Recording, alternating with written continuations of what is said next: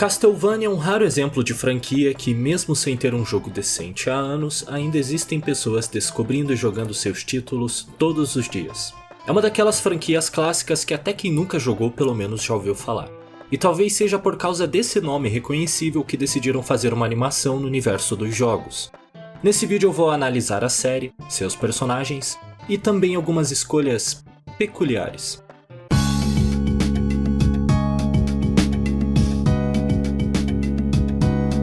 Há 5, na verdade agora quase 6 anos atrás, eu tava muito animado para assistir a série de Castlevania na Netflix.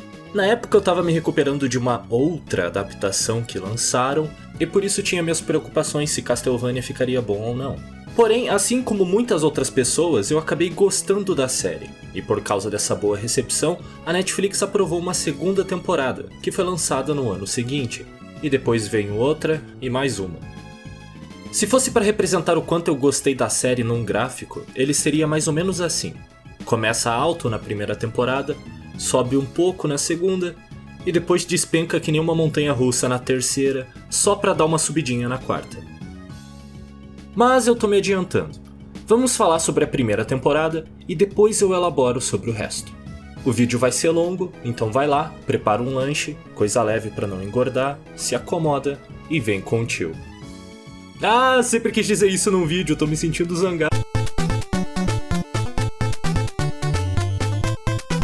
Essa é a temporada mais curta, tem somente 4 episódios e mais ou menos 1h30 de duração. E apesar dela ser breve, a história não é rushada. A temporada é bem direta e desenvolve tudo com um ritmo muito bom. O primeiro episódio começa com uma participação especial do Olavo de Carvalho e depois introduz a esposa do Drácula e como ela conheceu o vampiro. Então corta pra 20 anos depois e ela tá virando churrasquinho porque a igreja achou que ela era uma bruxa. Quando ele descobre isso, Drácula fica super putaço e avisa os humanos que ano que vem ele vai matar todo mundo. Em seguida, uma figura misteriosa tenta impedi-lo, mas antes de vermos o resultado da luta, a cena corta pro ano seguinte, onde o pessoal tá comemorando a morte da bruxa. O Drácula aparece de novo, diz que não curtiu, e daí ele faz um show do Slayer.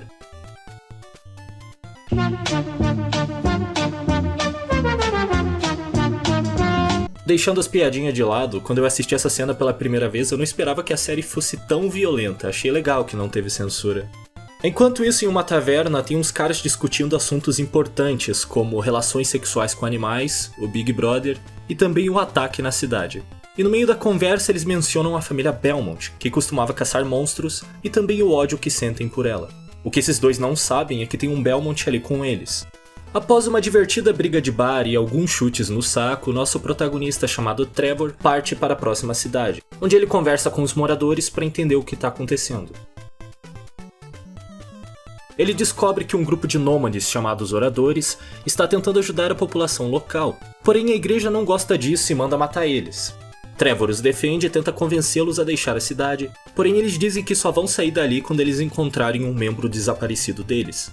Para facilitar as coisas, o Trevor decide procurar o orador sumido. Ele chega nas catacumbas subterrâneas da cidade e lá ele encontra o tal orador, que é uma maga chamada Saifa, que por enquanto é a certinha do grupo que manja de magia. Quando eles voltam para a superfície, a igreja pede amistosamente pro Trevor ir com eles para falar com um bispo lá. E o cara diz que mesmo que tenha sido ele que mandou matar a esposa do Drácula, ele não tem culpa de nada. O Trevor diz beleza e vai embora. O Belmont avisa os oradores que à noite vai ter um ataque da igreja e os convence a se esconderem. Logo depois disso, monstros começam a atacar a cidade. O próximo episódio começa com o pessoal procurando os oradores enquanto o sol se põe e criaturas da noite penetram as muralhas da cidade. Enquanto o sol se põe e as criaturas da noite penetram as muralhas da cidade. Nessa mesma hora, aquele bispo que matou a esposa do Drácula tá sozinho numa igreja, onde ele pensa estar seguro. No entanto, o prédio é invadido e ele morre. Eu gostei muito do tom dessa cena. A iluminação é escassa, com muitas sombras, e é claro que a morte do cara foi satisfatória também. O Trevor consegue unir o povo da cidade para lutar contra os monstros, no entanto ele e Saifa acabam caindo nas catacumbas subterrâneas, onde eles encontram um caixão. De dentro do caixão, sai o vampiro albino favorito de todos, Alucard. Aí ele e o Trevor começam a brigar, o Alucard faz o backdash e os fanboy têm um orgasmo. O Trevor chuta ele no saco, e então a Saifa convence os dois que eles podem se juntar para derrotar Drácula. E essa é a primeira temporada resumida. Ela é direta, estabelece os personagens muito bem e possui um tom consistente que sabe quando deve ser descontraído ou sério. Antes de passar para a próxima temporada, eu já vou dizer agora que uma coisa que todas as temporadas fazem bem é a animação. Não importa se é uma briga de bar ou uma cena de luta épica, os movimentos dos personagens são bem fluidos e as lutas criativas. Eu digo criativas porque, em muitas ocasiões, os personagens improvisam uma arma, usam um trabalho em equipe ou até usam um cenário contra os inimigos. Isso faz as lutas bem divertidas de assistir e as mortes o mais brutais possíveis. Os fundos das cenas são bonitos e a maioria deles é tão boa que dá de usar de papel de parede. Essa atenção ao detalhe é um destaque de Castlevania. Porque geralmente em séries animadas eles não trabalham tanto nisso e só capricham no que se destaca mais na tela. Eles até colocaram monstros dos jogos em alguns episódios. Teve também muitas vezes que eu pausava a cena para olhar os detalhes dela. Detalhes como poções numa prateleira, o mato sendo movido pelo vento e também o homem fimose. A animação é nota 10, nenhuma reclamação sobre isso. Até as partes que eles usam 3D misturado com 2D ficaram bem disfarçadas, e infelizmente não é todo dia que se vê isso. Eu também gostei do design dos personagens. Geralmente nessas adaptações da Netflix, eles mudam a aparência e personalidade dos personagens sem necessidade alguma, e o resultado disso acaba sendo uma adaptação tão diferente do material original que era mais fácil só criar outro personagem. E dessa vez eles conseguiram encontrar um equilíbrio entre algo que funciona melhor pro tom da série, mas que é fiel ao design dos jogos. Tem algumas exceções em que eles mudaram a personalidade e a aparência também, porém, diferente de certas séries da Netflix, eles não arruinaram os personagens. E tem muito espaço pra correr e brincar. Sei. Eu vivo em casa lendo fanfic de furry, sacou? Castlevania é uma série que tanto os fãs dos jogos quanto quem não conhece a franquia pode gostar, e essa é a meta mais difícil de alcançar quando você faz uma adaptação: manter o público que já conhece o material e ao mesmo tempo atrair mais pessoas. Por isso todas da equipe de produção merecem os parabéns. Menos você. Eu confesso que antes de eu assistir, a minha expectativa pra série era que eles fossem fazer alguma adaptação besta que vagamente era inspirada em Castlevania. Algo clichê como: meu nome é John Castlevania. 5 anos atrás o vampiro maligno matou minha mãe. Por isso hoje sou um caçador de vampiros. Mas felizmente eu tava errado. A história não é tão genérica assim. Na verdade ela é baseada nos eventos de Castlevania 3, um jogo que lançou pro Nintendinho em 89. E quando a sua série animada é baseada num jogo que parece com isso, é claro que algumas mudanças precisam ser feitas. De acordo com o manual do jogo, o Trevor ganhou umas armas mágicas e é ancestral do Simon, protagonista de Castlevania 1 e 2. E isso é basicamente toda a história do personagem no jogo, por isso eu já esperava que fossem alterar drasticamente o Trevor da série, tanto em questão de design quanto de personalidade e história. Porém eles não incluíram o Grant, um boss e personagem jogável do terceiro jogo. Eu achei a ausência dele muito estranha, mas eu acho que eu sei porque ele não tá na série. E isso é porque a ideia de fazer uma animação de Castlevania não é recente. Na verdade, já haviam planos para fazer um filme animado desde 2005, porém ele acabou no famoso inferno de desenvolvimento e foi cancelado. E o roteirista desse filme era Warren Ellis, o mesmo cara que escreveu o roteiro da primeira temporada. Supostamente o filme também era baseado no terceiro jogo, e o roteiro dele foi reaproveitado para servir de base para a série. E isso faz muito sentido quando você para analisar como a estrutura da primeira temporada é parecida com a de um filme, tendo também uma duração parecida. E é por isso que o Grant acabou sendo cortado, porque não teria tempo para introduzir ele nessa 1h30 de duração.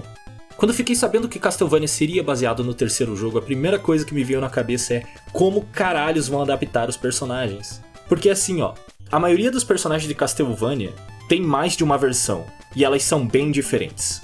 Olha só o Grant, por exemplo. Uma versão dele é um pirata que escala paredes, e a outra é um cara enfaixado maluco que parece uma múmia. My brother in Christ, you made the sandwich. E o mesmo vale para os outros personagens. No geral, a série fez as melhores escolhas em questão de escolher que elemento de cada continuidade de Castlevania é incluso na história. Tivemos personagens cortados, personagens reinventados e personagens cagados.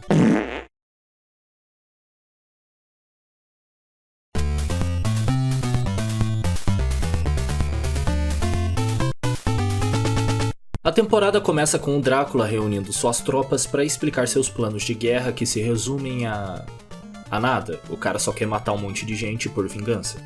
Após isso, ele chama seus 2 generais mais confiáveis, Isaac e Hector. Ambos são humanos que têm poderes de criar monstros a partir de cadáveres. Daí o Drácula teleporta o castelo para outro lugar. Enquanto isso, o grupo do Trevor começa a se organizar. Eles decidem ir até a antiga casa dos Belmont para procurar algo que os ajude a matar o pai do Alucard. Eu percebi agora que eu ainda não mencionei, mas o Alucard é filho do Drácula e foi ele que tentou impedi-lo na primeira temporada. Eu achei bom esclarecer só pro caso de ter alguém aí que não manje de Castlevania, ou que não saiba ler o contrário. Tô falando de você, fio! Você sabia que o Alucard é filho do Drácula? Sabia. Mas tu sabe ler o contrário? Sim, Alucard contra Drácula. Ah, não tem graça, estragou a piada. Bem quando o Drácula estava tendo dificuldade para manter o seu exército em ordem, chega uma vampira nova chamada Carmilla. Ela veio se juntar ao Drácula para tentar matar ele e vai ser um personagem importante nas próximas temporadas. Após isso, nós temos um flashback do Isaac mostrando que ele era um escravo que apanhava do mestre até que teve um dia que ele não tancou mais. Ainda no mesmo episódio, nós temos outra cena de discussão com os soldados vampiros e a Carmilla aparece com uma proposição de plano e depois sorri que nem o Light Yagami. No próximo episódio, ela dá início ao plano de enganar o Hector para trair e matar o Drácula. Enquanto isso, o grupo do Trevor chega nas ruínas da antiga mansão Belmont, que foi destruída após a igreja perseguir sua família, e eles descobrem um acervo subterrâneo de armas, livros e artefatos sobrenaturais. O Trevor até encontra um chicote melhor, e isso é tipo no jogo quando você pega o upgrade da corrente. A equipe também descobre um espelho mágico, porém eles têm que restaurá-lo para poder usar. Já no castelo, o Drácula começa a ficar desconfiado dos seus soldados e conta pro Isaac que ele é o único que ele ainda confia. Após isso, o Hector chama Isaac para conversar a sós e sugere o plano da Carmilla. O Isaac acha meio sus, mas deixa passar porque não considera isso uma ameaça. Por fim, a Carmilla sugere o plano dela pro Drácula, que aceita a ideia e move o castelo. Já que ela conseguiu o que ela queria, ela entrega o jogo pro Hector e quando ele percebe que traiu seu mestre, fica tristinho. Alguns monstros encontram a mansão. O Trevor luta contra eles enquanto Alucard e Sypha consertam um espelho. Depois que o Conde teleporta o castelo, a Carmilla põe seu plano em ação e chantageia o Hector para fazer ele ressuscitar um bispo para ele benzer a água do mar. Não que eu queira bancar o chato e tentar desbancar cada detalhe do plano, mas como ela sabia que isso ia funcionar? Como ela sabia que um bispo zumbi ainda pode benzer água? É algo muito aleatório para ser só um palpite e veio do nada. Talvez os roteiristas só quisessem fazer o bispo aparecer de novo, ou sei lá. Enfim, um monte de soldados caem na água benzida e então os exércitos da Carmilla atacam as tropas do Conde e matam uma boa parte delas. Depois eles invadem o castelo, porém, bem nessa hora, a Sypha consegue teleportar a construção para cima das ruínas da mansão Belmont. E aí começa o ápice da temporada, a invasão no castelo.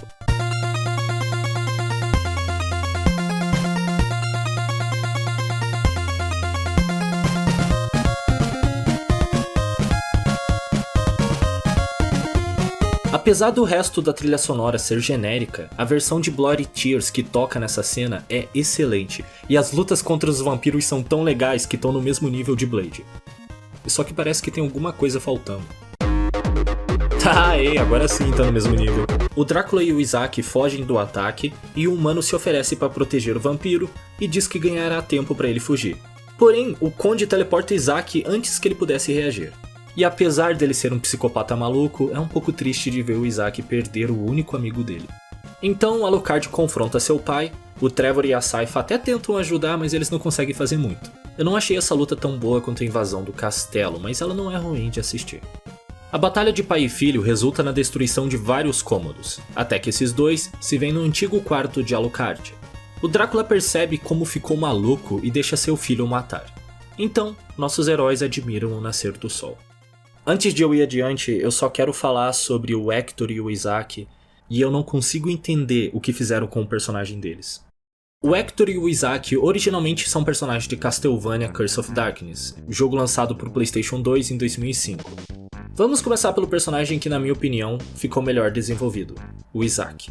O Isaac do jogo é esse cara aqui, e como vocês podem ver, o design e a personalidade dele são bem exagerados. I finally tracked you down. You tracked me down. I was the one who lured you here. Ele é aquele tipo de vilão que é do mal, sabe que é do mal e gosta de ser do mal.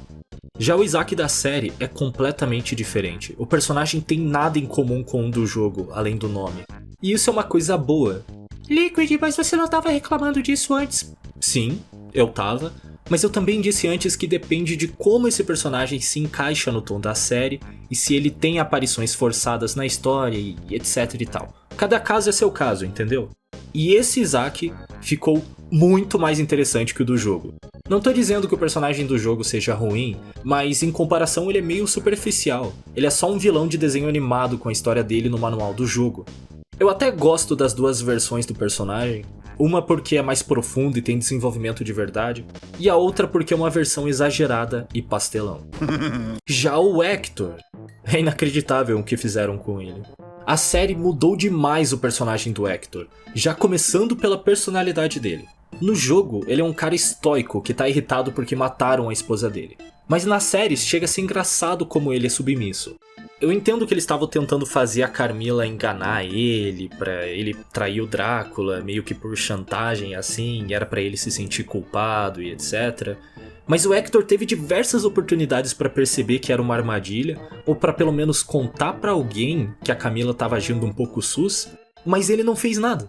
E o pior é que a Carmilla é literalmente um daqueles estereótipos de vilão que é do mal porque sim, e não é nem divertido de ver ela em ação que nem o Isaac do jogo. Eles até tentam dar mais desenvolvimento pra ela nas temporadas 3 e 4 e mostram como é a casa dela, a família dela, mas bem no fim o personagem dela só se resume meu plano maligno é conquistar o mundo porque sim. Raio congelante. Eu disse arma cabum, não arma de pum. É como se isso não fosse o suficiente, na terceira temporada os instintos de gado do Hector fazem ele virar escravo de uma vampira random. Sim, ele é enganado por uma gostosa vampira mais de uma vez, e na segunda vez é ainda mais óbvio. Eu já ouvi pessoas descrevendo que o personagem do Hector não é tão ruim assim, e que ele sempre foi ingênuo, e por isso foi enganado. Porém, ele ser enganado outra vez, ou é preguiça dos roteiristas, ou é burrice do personagem. Aquele tipo de burrice aguda que te faz gritar com a tela enquanto assiste. O Hector é tão burro que às vezes se esquece de respirar. Ele é tão burro que deixa o ventilador ligado pra fora da janela pra combater o aquecimento global. Ele é tão burro que deu nota 10 pra Evangelion. Ah, mas não é só isso. Além de reduzirem o QI do Hector em 200%, eles ainda nerfaram e muito as habilidades dele. No jogo, o Hector luta de igual pra igual com o Trevor, enquanto que na série ele apanha pra todo mundo. O engraçado é que eles não nerfaram o Isaac, que é tão forte quanto o jogo, se não até mais. E esses são uns bons exemplos de coisas que eu odeio nessa série. Depois que a batalha acabou, chegou a hora do grupo decidir o que fazer a seguir. Sypha e Trevor decidem viajar juntos. O Alucard inicialmente fica sem ideias e não sabe o que fazer com a sua vida. Me identifiquei. Mas Trevor lhe confia a propriedade Belmont, incluindo o acervo subterrâneo, e diz que Alucard poderia ser o guardião do lugar. E o meio vampiro aceita. Enquanto isso, Isaac vaga pelo deserto, criando mais criaturas da noite e buscando vingança contra Hector, que ele acha ser responsável pela morte de Drácula. E daí vem a pergunta: se ele estava no deserto, como ele sabia que o Conde morreu? Bem, a resposta para isso é... sei lá. Todo mundo na série só diz que sentiu a morte dele ou algo assim. É tipo aquela cena de Star Wars. Eu senti um grande distúrbio na força, como se milhões de vozes de repente gritassem de terror e subitamente silenciassem. O Hector acaba virando escravo da Carmilla e ela até coloca uma coleira nele e espanca ele um pouco. Que inveja. Quer dizer, que... O Trevor e Sypha vão embora e após finalmente ficar sozinho, Alucard reflete sobre tudo o que aconteceu e começa a chorar. E... fim da temporada!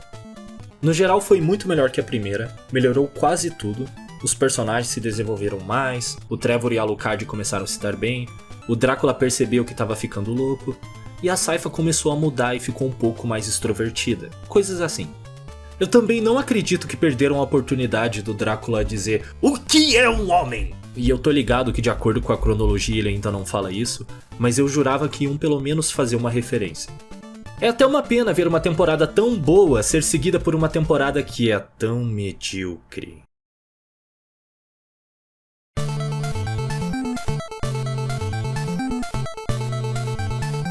Essa temporada começa com Alucard ficando maluco e falando sozinho, o que é algo muito compreensível de se fazer, não é, Brick?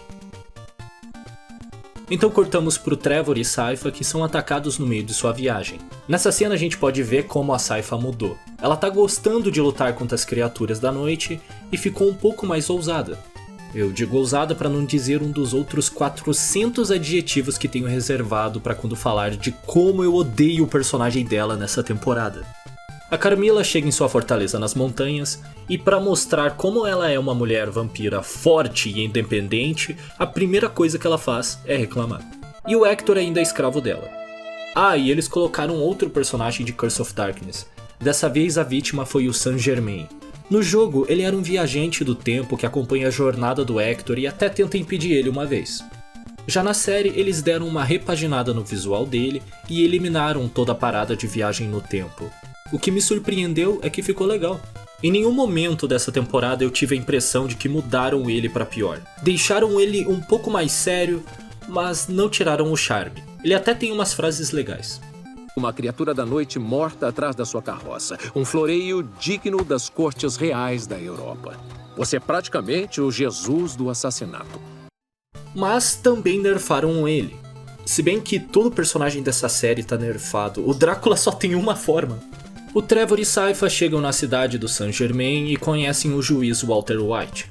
Eu fiz essa piada porque ele tem o mesmo dublador do Heisenberg, e não porque ele é careca. Se eu fizesse essa piada toda vez que aparece algum careca nessa série, o vídeo ia ficar mais ou menos assim. Enfim, por enquanto o juiz não é relevante, e por isso a gente vai ignorar a existência dele. Cai fora daqui, ô careca. Então chegam os monges e eles definitivamente não são do mal, confia. A música sinistra que você escuta toda vez que eles aparecem não significa nada. E depois disso o primeiro episódio acaba. Nele foram introduzidas 3 histórias que vão ser mostradas simultaneamente ao longo da temporada.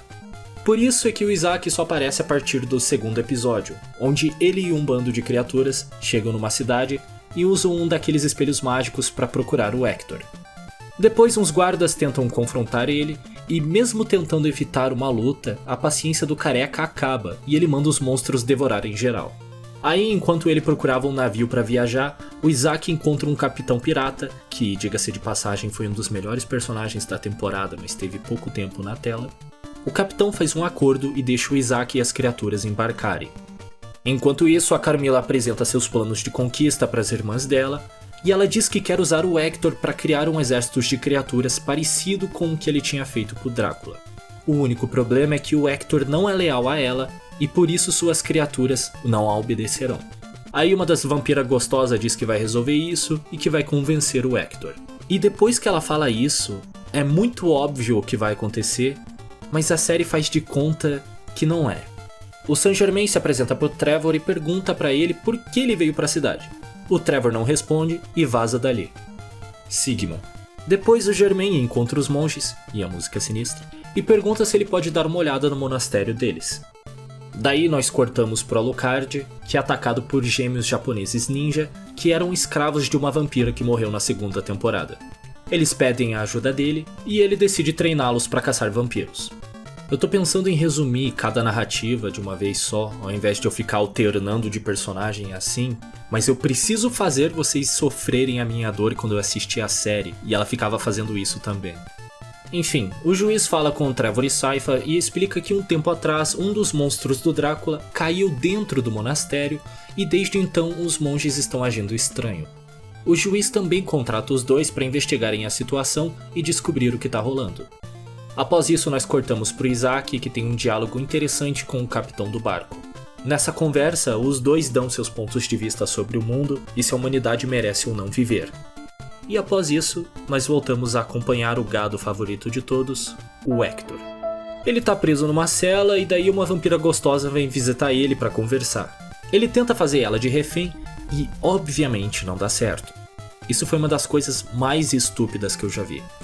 O cara não é um fulano qualquer, ele era da corte do Drácula. Ele já sabia do que os vampiros eram capazes.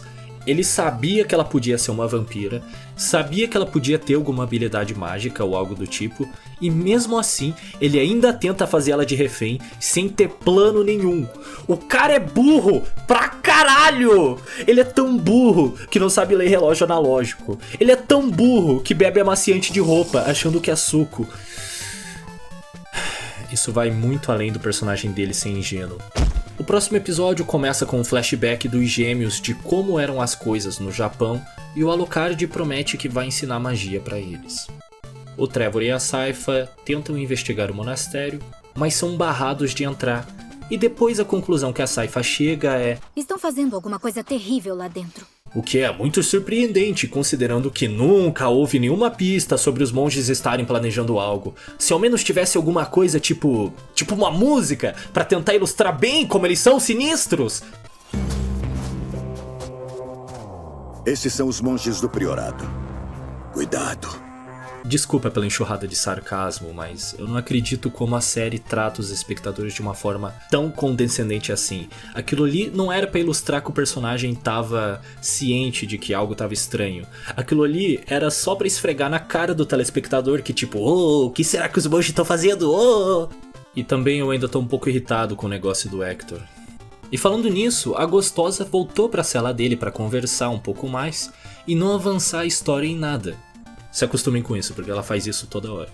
Depois de chegar na Europa, o Isaac e suas criaturas são confrontados por uns guardas. O Isaac pensa no que ele conversou com o capitão e tenta resolver a situação pacificamente, só que não dá certo e ele decide matar todo mundo. De volta na cidade, o Walter e o Trevor descobrem marcas estranhas pela cidade. Enquanto isso, Saint-Germain e a Sypha encontram a mesma marca em outro lugar. O Germain conta que tá procurando a namorada dele que se perdeu no Corredor Infinito. O Corredor Infinito sendo um portal para outras dimensões. Esse treco aí também foi tirado de Curse of Darkness, e enquanto no jogo era só mais uma área para explorar, na série eles transformaram nisso aí, o que é bem mais legal. Após isso nós temos outra cena do Alucard e os amiguinhos dele, e os gêmeos de novo pedem para ele ensinar magia. O Alucard leva os pirralhos para estudarem o acervo da família Belmont, e nessa parte tem um detalhe bobo que eu notei. Do nada, tem lampião elétrico ali, sendo que na última temporada era tudo a óleo. Sei lá, talvez o Alucard seja formado no Senai e instalou umas lâmpadas ali. O Isaac fica sabendo de um mago que está construindo uma cidade com escravos zumbis, e decide ir lá para matar todo mundo e usar alguns dos cadáveres para fazer mais criaturas para usar na sua vingança contra Hector, que inclusive foi num passeio com a vampira gostosa. Só que ele tá usando uma coleira que ela pôs nele porque ele é masoquista. E aí o Saint-Germain descobre uma criatura crucificada no porão do monastério. E é ela que tá dando ordens pros monges sobre como abrir um portal pro inferno e ressuscitar Drácula. E foi aí que eu parei pra pensar um pouco. Essa criatura ou foi criada pelo Hector ou pelo Isaac, porque o Drácula não tinha como poder criar.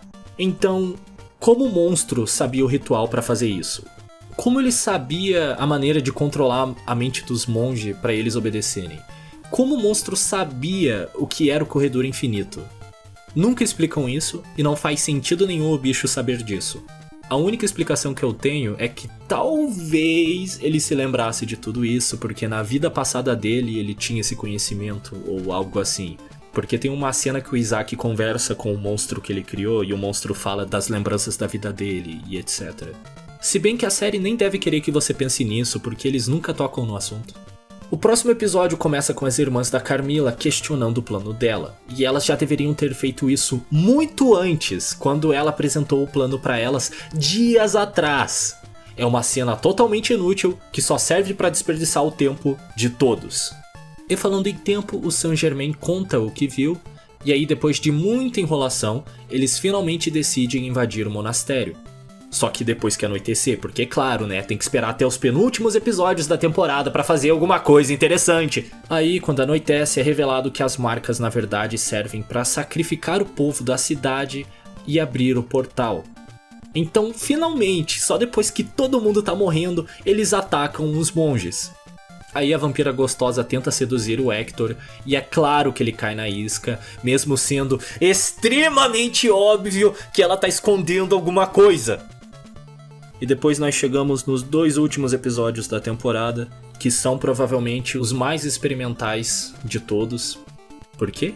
Porque ele simplesmente fica pulando de um personagem pro outro toda hora. Pra ficar mais fácil de explicar tudo, eu vou resumir cada história de uma vez só nesse finalzinho, pra ficar tudo mais suave.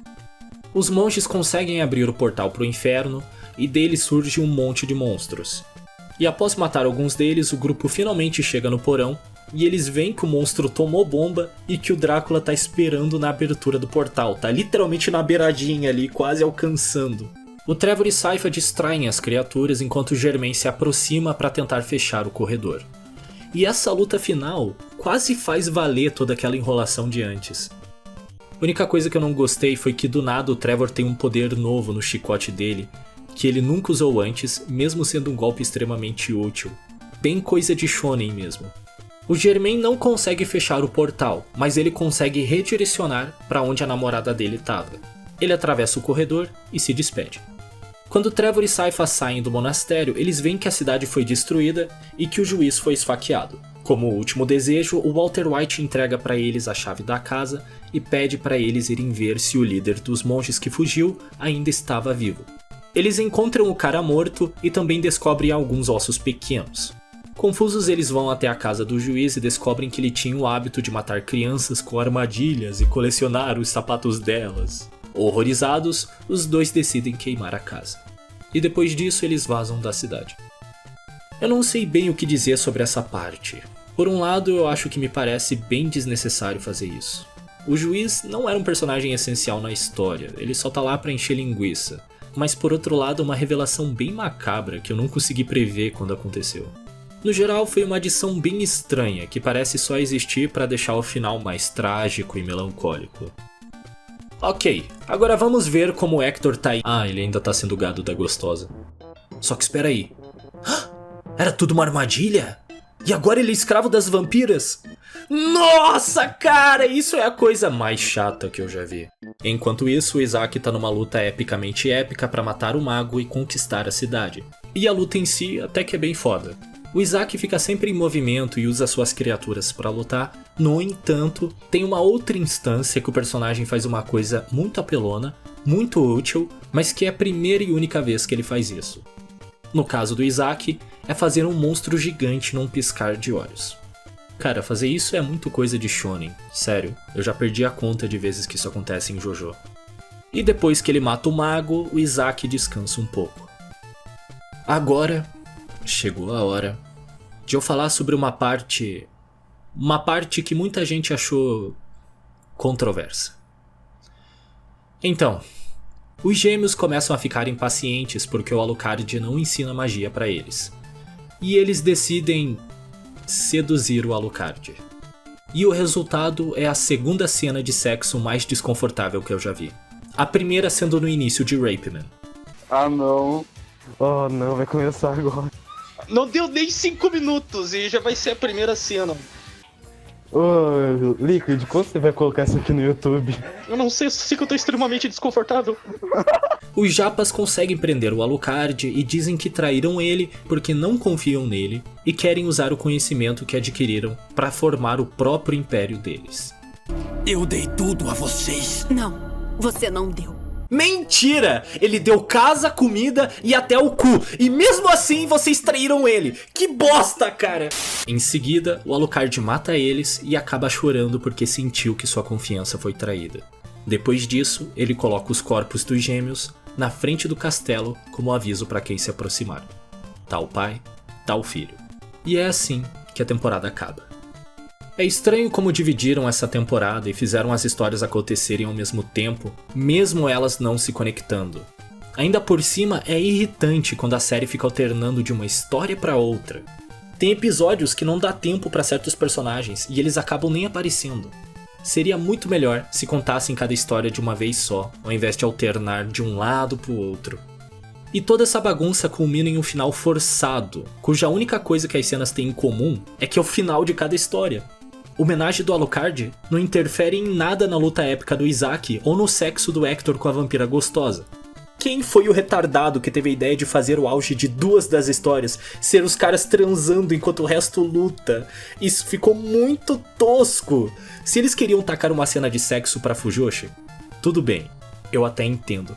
Mas por que fazer isso enquanto os caras lutam, cara? É muito estranho ver o Isaac lutando com um mago e depois corta pro Hector encoxando a gostosa. Sem falar que a história do Hector parece que tava lá só pra encher linguiça, porque desde o início já é óbvio o que vai acontecer. E a do Alucard é ainda pior, porque eles esticam ela por toda a temporada, sendo que poderia ser contado em apenas 2 episódios. Não, sem brincadeira, olha só, eu contei quantos minutos eles dão pra cada história se desenvolver e esse foi o resultado. O tempo que deram pra ele nessa temporada é literalmente o suficiente pra 2 episódios. 1,5 se quiser ser mais exato. Por isso eu não entendo a necessidade de eles espalharem as cenas pelos episódios assim. A história dele na temporada não é longa e nem complexa. E eu quero muito entrar em detalhe de como a homenagem no final foi extremamente forçado e veio do nada, e que o Alucard de verdade é Sigma demais pra isso e rejeitaria os avanços dos gêmeos. No entanto, eu sei que isso é uma daquelas coisas que todo mundo reclamou quando a temporada estreou, então eu vou ser breve. Essa parada dos gêmeos traírem ele poderia até funcionar se eles tentassem dar um pouco mais de tempo pra eles. Meia hora deveria ser o suficiente para desenvolver 2 personagens novos. O problema é que eles dividem esse tempo com o Alucard, que também tá passando por umas coisas. E ainda por cima a gente nunca vê eles separados. Eu nem consigo ver eles como indivíduos ou lembro o nome deles, muito menos sei algum traço de personalidade marcante de cada um. Na verdade, eu não entendo por que o Hector ganhou mais tempo na história, se ele faz menos do que o Alucard. O cara só ficou sentado numa cela sendo gado de uma vampira gostosa e deu uns pegas nela, enquanto o Alucard curtiu o multiplayer de 3. Eu nunca pensei que eu ia falar sobre homenagem em um vídeo de Castlevania. Eu acho que eu nem preciso dizer que a história do Isaac foi a melhor da temporada, foi a mais divertida de assistir, aqui teve as lutas mais legais e também a menos previsível. Mesmo que no final tenha uma luta épica para conquistar uma cidade, que depois na próxima temporada ele só abandona e nunca mais volta. Ele também foi o único que teve um arco de personagem decente. O Hector continua sendo um gado inútil. O Alucard ficou emo e matou os amiguinhos. Porém, já que eles tinham um carisma de um tijolo, eu não senti nada nesse momento. O Trevor e a Sypha continuam os mesmos, só que com mais briga de casal. Sei lá, é alguma coisa na Sypha da 3ª temporada que eu acho irritante além do limite. Tudo bem uma piadinha ou outra aqui e ali, e é até fofa as interações dela com o Trevor, mas pelo amor de Deus, tem vezes que ela não para de falar. Ou talvez seja só o meu trem-bala interior me influenciando. Também vale a pena destacar a diferença de como essa temporada foi recebida pelo público e pela crítica. A IGN disse o seguinte: a combinação única de humor sarcástico, horror sobrenatural, ação violenta e escrita profunda faz desta a melhor adaptação de videogame que há. A 3ª temporada valoriza personagens e história, o que facilita a conexão do espectador com os heróis e vilões. Ah, sim, claro, eu me identifiquei muito com o Hector quando ele deixou uma gostosa colocar uma coleira nele pra andar por aí. E sabe o pior de tudo? Adivinha a nota que a IGN deu pra essa temporada? Vamos lá, chuta aí, comenta. Qual você acha que foi a nota? Qual você acha que foi o resultado? 10! Eles deram nota 10. Eu não tô bravo com a opinião deles, sabe? Eu só tô confuso. Como que alguém pode achar que uma temporada assim merece nota 10? Se bem que a reputação da IGN é bem duvidosa depois que eles deram 3 pra um dos melhores jogos que eu já joguei. Misoginia nelas? Eu sou misógino pra caralho! Já os fãs tiveram uma reação mais mista. Alguns gostaram, outros não. A melhor análise que eu vi veio do mestre Alucard, que achou essa temporada um monte de bosta. E foi isso pra temporada 3. No geral, fiquei muito decepcionado e chega a ser irritante algumas das escolhas que fizeram na história. Apesar dela não ser tão ruim quanto eu me lembrava, é com certeza a pior das temporadas.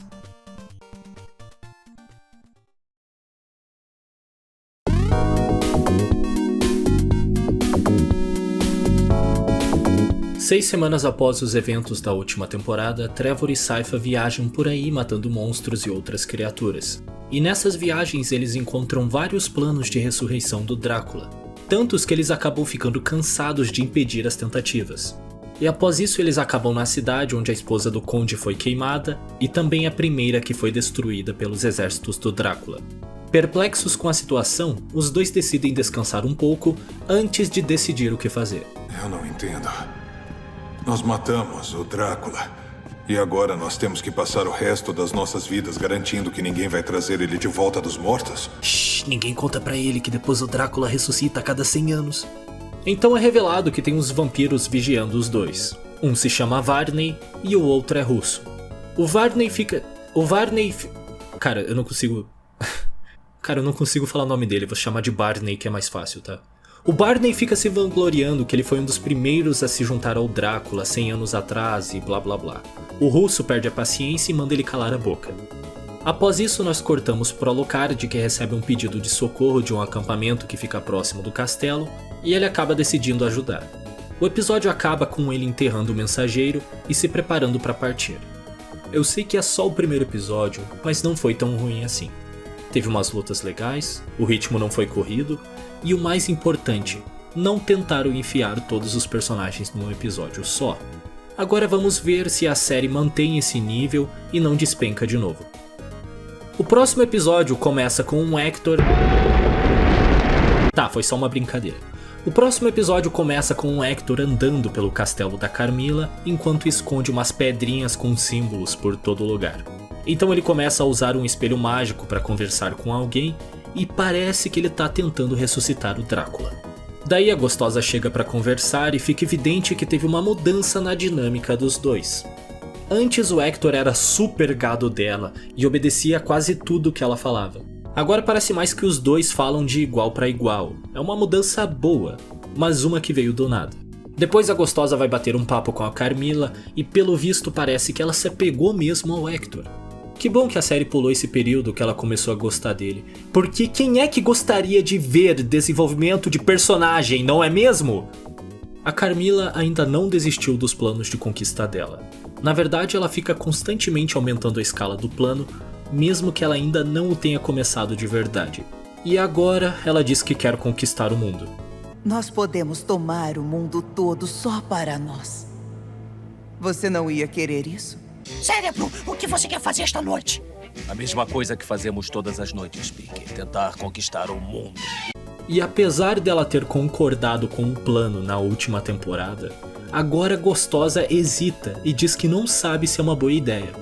Ela dizer isso do nada quando antes ela tinha concordado tão facilmente é estranho. Por isso aquele período de 6 semanas era importante.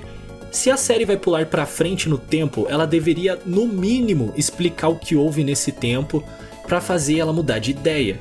Porque eu não acredito que o único motivo dela mudar assim tenha sido o Hector. Ela manipulou ele e do nada vira namoradinha dele. Trevor e Sypha tentam descansar, mas são atacados pelos vampiros de antes. Já que eles estão cansados, não conseguem revidar direito. Entretanto, são salvos por uma guarda que sobreviveu ao ataque inicial na cidade.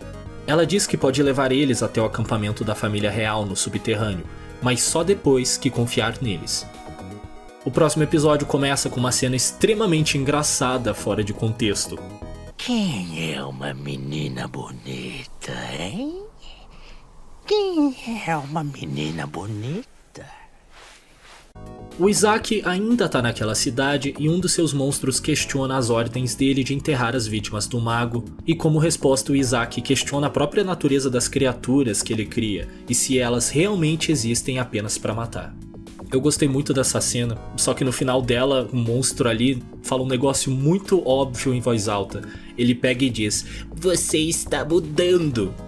Por que falar isso? Já era óbvio que ele estava mudando só pelo diálogo. Isso daí deve ter sido só um lembrete pra quem assiste a série enquanto fuça no celular. Então o Barney liga pra ele pelo espelho e diz que tá tentando ressuscitar Drácula. O Isaac diz, beleza, e desliga. O que deixa o Barney muito irritado. Eita, eu consegui falar o nome dele. Enquanto isso, as irmãs da Carmilla estão patrulhando um pedaço de seu novo território e começam a reclamar sobre a escala do plano da Carmilla e que talvez haja algo de errado com ele. O que levanta uma pergunta. Por que não fizeram isso antes? Elas tiveram semanas para conversar sobre isso e só agora percebem que tem algo errado? A burrice do Hector é contagiante. É óbvio que o motivo delas só falarem disso agora é porque o autor do roteiro ainda não tinha pensado sobre isso na terceira temporada e só colocou isso na história depois. Isso me incomoda porque é um daqueles pequenos detalhes que não é grande coisa, mas que uma pessoa normalmente perceberia depois de pensar um pouco. Sei lá, só adiciona uma fala tipo: eu não disse isso antes para não ferir o orgulho da Carmilla, mas acho que tem algo errado com o plano. E pronto, tem uma explicação para não terem dito nada na temporada anterior. Eles até lançam uma fala tosca sobre perceberem que algo tá errado porque eles estão longe da Carmilla, mas já foi estabelecido que elas são tipo uma sociedade e se consideravam iguais. Não tem motivo para elas não terem dito isso pessoalmente antes. Então tem um ataque no acampamento delas e uma das vampiras finalmente faz algo e veste uma armadura para poder lutar durante o dia e defender a outra. E só após o ataque é que a grandona concorda que o plano não é tão bom assim. E depois disso essas duas não fazem mais nada de relevante pra história. Só aparecem mais tarde pra dizer: ei, se lembra da gente? Tchau! É um desperdício de tempo pra todo mundo. Tanto quem assiste a série, quanto quem trabalhou nela. Imagina você ser um animador e passar horas desenhando e colorindo essa cena de luta super foda só pra depois descobrir que o personagem nunca mais faz nada na história.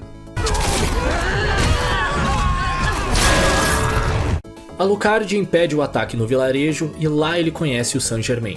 Depois nós temos um flashback explicando como ele ficou sabendo do Corredor Infinito e como a namorada dele foi parar lá. E daí continuamos da última vez que vimos ele na temporada 3. Ele consegue entrar na dimensão que ele queria e encontra essa mulher aí que disse que a outra mulher... Pera. Isso vai ficar repetitivo demais pra explicar. Vamos fazer assim. Eu vou chamar essa daqui de Anitta e essa daqui de Pipoquinha. Assim fica bem mais fácil de explicar. A Pipoquinha diz que a Anitta foi movida para outra dimensão e que para controlar o Corredor Infinito de verdade, o Germain precisa realizar o verdadeiro objetivo da alquimia, que é criar uma fusão de corpo e alma de duas pessoas, criando um ser que é tanto masculino quanto feminino. E adivinha como ele vai fazer isso? Isso mesmo! Ressuscitando Drácula e sacrificando a vida de centenas de pessoas inocentes. Eu achei bem engraçado que o Germain não acredita nisso de primeira e pergunta pra Pipoquinha se ela não pode ajudar ele. Ela responde que não e que já fez tudo o que podia. E acredite ou não, mais tarde revela um motivo pra ela dar essa resposta. Então o Germain volta pra Terra e começa a fazer os preparativos do plano dele. Ele até chega a matar um cara e fica muito chocado, porém ele percebe que agora não tem mais volta e o remorso passa. O Varney liga pra ele e diz: aí cara, você sabia que o Vapor sabia que também estamos tentando trazer o Drácula de volta? Depois disso ele bate num vampiro como se fosse um cafetão e ainda diz que é mais sagaz e inteligente que o cara. E foi assim que ele foi parar no vilarejo. Ele só tá lá pra usar aquelas pessoas como sacrifício no futuro. Eu tenho que admitir que eu não achei que o Germain ia aparecer de novo na série, muito menos que ele seria um vilão. A história dele tá bem mais interessante que antes. Percebendo que a vila tem as defesas fracas, o Germain faz a sorrateira, porém lógica decisão de mover os habitantes para o castelo do Alucard. E o Alucard responde ficando nervoso, já que ele não tem boas memórias dos últimos convidados que ele aceitou. Será que a vida ainda vale a pena?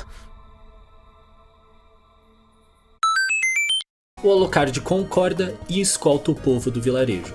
No entanto, no meio do caminho eles são atacados 3 vezes.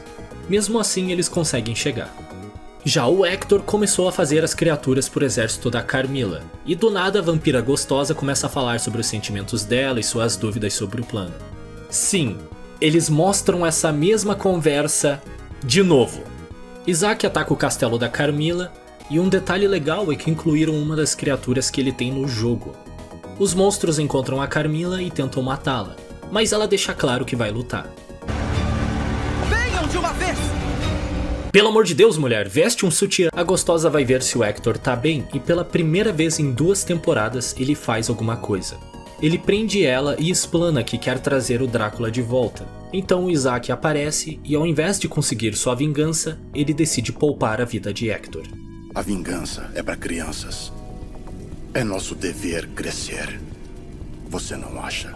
A vingança nunca é plena. Mata a alma e a envenena. Hector corta o dedo dele para romper o controle que as vampiras tinham sobre ele, e a gostosa fica tristinha porque ele traiu ela e blá blá blá, e enquanto isso o Isaac vai matar a Carmilla, que aliás ainda tá lutando com as criaturas da noite mesmo tendo 2 grandes desvantagens. A primeira são os números, ela matou tantos monstros que o chão ficou todo menstruado. E a segunda é que ela tá lutando de salto alto esse tempo todo. Tá, eu parei com as piadinhas. Os dois lutam e quando ela percebe que tá perdendo, vira a primeira mulher a se juntar à Al-Qaeda. Ok, agora eu parei com as piadinhas. Mas sério, por que alguns vampiros explodem quando morrem e outros não? Depois da luta, Isaac decide não ressuscitar Drácula. E no momento de reflexão, ele confessa que Hector não tinha culpa da morte de seu mestre e acaba admitindo que tanto ele quanto Hector mudaram. Hector pede um tempo para pensar e conversar com a gostosa sobre o que fazer agora, mas a gostosa se mata porque não suporta viver sem suas irmãs vampiras.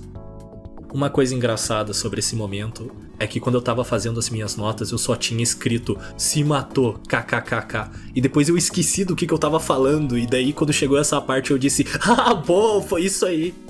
Depois o Isaac sorri ao contar que quer abandonar o passado e simplesmente viver sua vida. E olha só, tudo isso aconteceu em 2 episódios. Olha só como uma história fica muito mais Olha só como uma história fica muito mais digerível quando...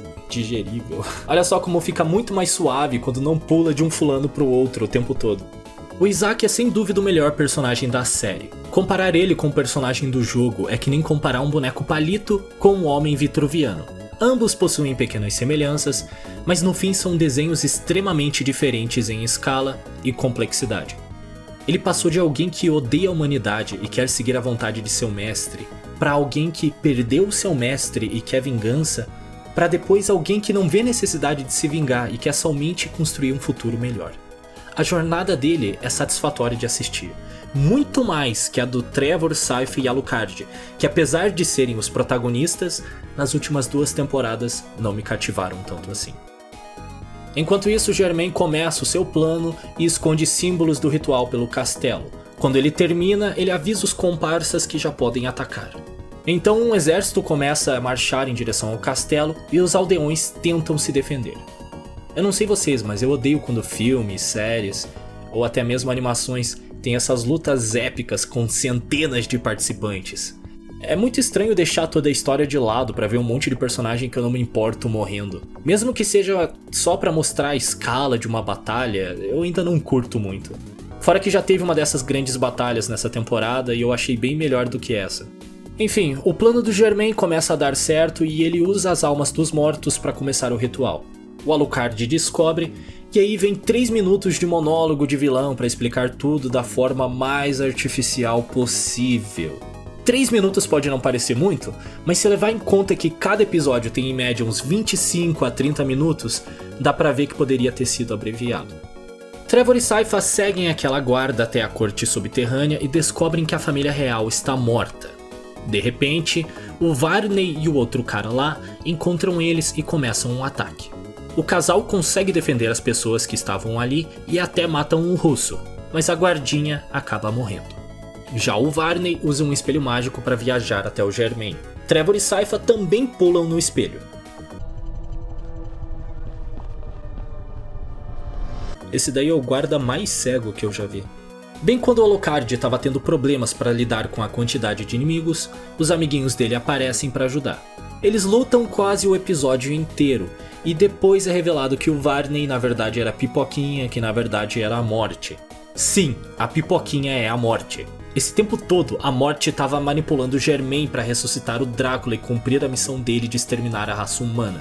Por isso a Pipoquinha não ajudou o Germain antes. Até teve algumas pistas sobre isso no decorrer da série. Mas eu o tolero precisamente porque você é bom em matar. E Isso me nutre. No entanto, não importa quantas dicas eles tenham escondido, esse ainda foi um plot twist que eu achei bem tosco, porque levanta mais perguntas do que responde. Se a Morte podia controlar o corredor, por que ela não mandou um random pro futuro usando ele para ter informações sobre o sucesso do plano? Ela podia saber o que acontece com antecedência e mudar o plano de acordo. Daí depois era só matar o random e pronto, plano completo. Não tinha mesmo uma maneira mais eficiente de fazer isso? Ela precisava mesmo se disfarçar de mulher para enganar o Saint-Germain e depois de Varney para enganar o outro vampiro? Não era mais fácil só enganar um deles? Eu sei que a Morte usava a identidade de Varney fazia tempo, mas bem no fim ela ter enganado o vampiro russo não progrediu o plano em nenhum aspecto. Se a Morte pode viajar entre as dimensões sem usar o corredor ou o espelho mágico, por que o Varney queria encontrar um espelho mágico? Por que ela precisava disso? Não era mais fácil ela só ter se teleportado para onde estava o Germain logo? Ela fez isso só para tentar atrair o Trevor? Mas por que ela ia querer atrair um caçador de monstros? E também, por que revelar a identidade dela pro Germain ali naquela hora? Por que não fazer isso só depois que o plano já tivesse concluído e o Drácula estivesse ali? Fazer isso só aumenta o risco de acontecer alguma cagada. E a maior pergunta é, por que caralhos passar por todo esse processo, que além de longo podia falhar em qualquer etapa? Eu odeio quando tem algum personagem com um plano supremo e eles complicam tudo fazendo coisas desnecessárias que só acontecem pra estender a história. E foi por isso que eu enchi o saco de vocês com todas essas perguntas idiota. E daí eles mostram o Drácula no inferno com a esposa dele, e é a mesma cena que mostraram na terceira temporada. E finalmente, depois de matar meio mundo, o trio Parada Dura chega no lugar do ritual bem a tempo de ver o espírito do Drácula e a esposa dele saindo do inferno e reencarnando novamente. Mas sorte que o Trevor tinha água benta para criar uma super shuriken da morte sagrada e matar o Drácula de novo. Cara, o spawn kill não é legal. Daí o motoqueiro fantasma come a chave que tinha as almas das pessoas sacrificadas, e depois disso a morte evolui pra Mega Morte. Eu só queria comentar que agora sim isso daí tá igual Shonen, com os nego tirando o poder do cu. Não faz sentido nenhum isso aí, e obviamente isso acontece pra ter mais luta, só que em compensação as lutas são boas. E essa cena é boa mesmo, sabe? Parece uma luta de boss que teria em algum Castlevania. Depois de muito esforço, o Trevor consegue matar o Sans, mas ele e o Saint-Germain acabam sendo consumidos pela explosão que resultou da luta. 2 semanas depois, os sobreviventes reconstroem o castelo e tentam recomeçar suas vidas. Triste com a morte de Trevor, Sypha decide partir dali e se encontrar com os oradores. E ela também revela que está grávida. Nessa hora, o Trevor aparece do nada e explica que só sobreviveu porque o Saint-Germain abriu um portal para ele antes de morrer. E assim, os 3 finalmente podem descansar. E apesar de ter sido só o espírito deles que saiu do inferno e eles terem explodido logo depois de encarnarem, o Drácula e a esposa dele ainda estão vivos e decidem levar uma vida pacífica em outro país.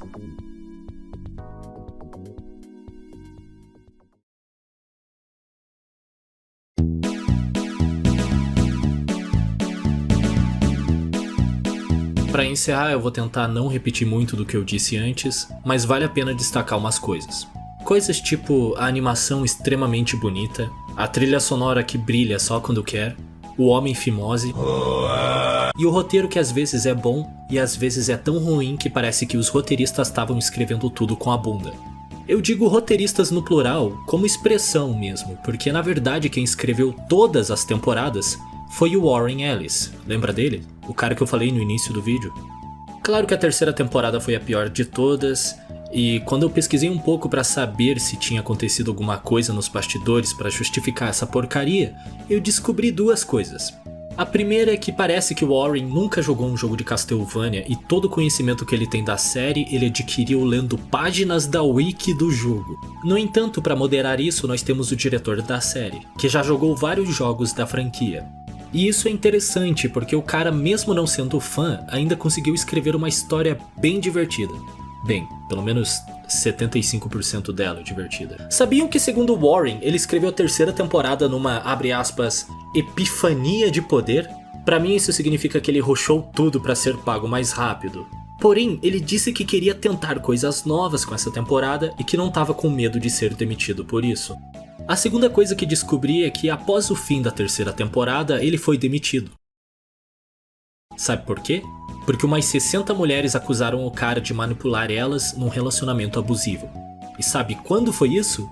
Logo depois da terceira temporada ter acabado de estrear, em 2020. E mesmo assim, a equipe de Castlevania continuou usando os roteiros do Warren na quarta temporada. E eu entendo que talvez tenham feito isso por motivos de falta de orçamento, ou tempo para reescrever tudo, mas vocês não acham interessante que essas empresas que gostam de mostrar como elas têm moral e qualquer pessoa relacionada com escândalo sexual imediatamente é apagada da história, só que no momento que uma série lucrativa dela tá em perigo, elas ignoram tudo isso só pra garantir o futuro da nova temporada? Muito engraçado, né? Enfim, recentemente uma nova série foi anunciada. Ela se chama Castlevania Nocturne. O protagonista dela é um descendente do Trevor chamado Richter Belmont e provavelmente vai estrear mais tarde esse ano. Eu vou assistir por curiosidade e talvez até faça um vídeo rápido sobre o que eu achei dela. Eu queria ter elaborado um pouco sobre os temas da série, mas o único que eu realmente senti que estava presente foi vingança, já que a história literalmente começa com isso, e o Isaac, e etc. Se você está se perguntando por que eu demorei tanto para fazer esse vídeo, é porque eu fiquei esperando, achando que mais informações sobre as acusações iriam ser reveladas. Por causa disso eu fui deixando o vídeo para depois e fazendo outros. E também teve outros motivos como... Enfim, foi isso por hoje. Fique bem e até o próximo vídeo.